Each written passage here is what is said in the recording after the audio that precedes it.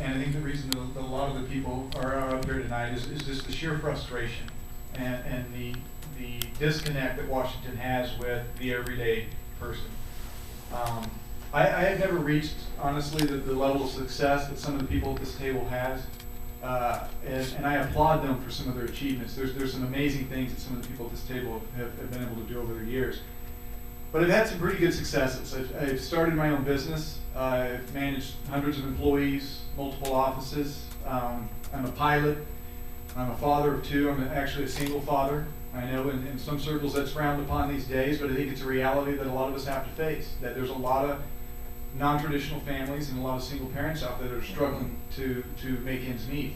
And one of the things that takes me away from my business and my children to do this is that I feel that Washington, in a lot of aspects, has decided that we're not capable of governing ourselves anymore.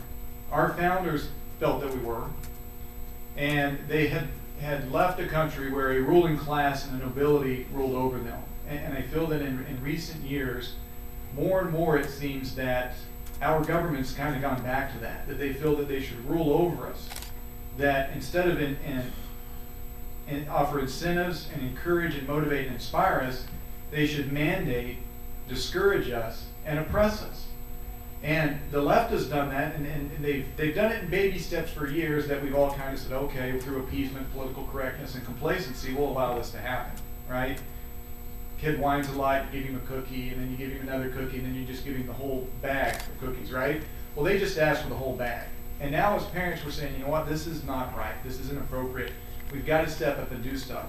We've got to stop this. And I think my perspective, having achieved great success, and also have gone through this real estate nightmare and lost everything. I mean, it was rough for a while.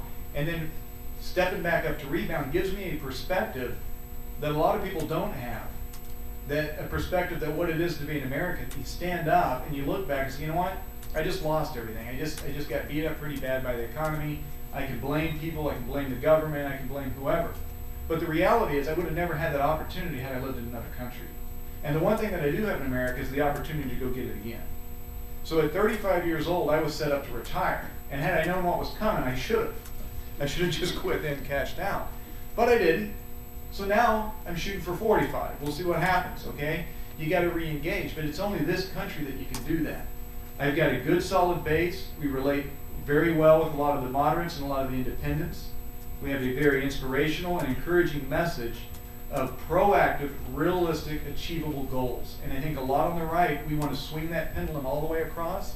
If we do that, we're going to have the same backlash. You got to remember, a pendulum swings left and right, it never moves forward. And the goal is not to take over government and rule over the people like has been done to us, but it's to govern with them and move the entire country forward. And so that's what I think I offer.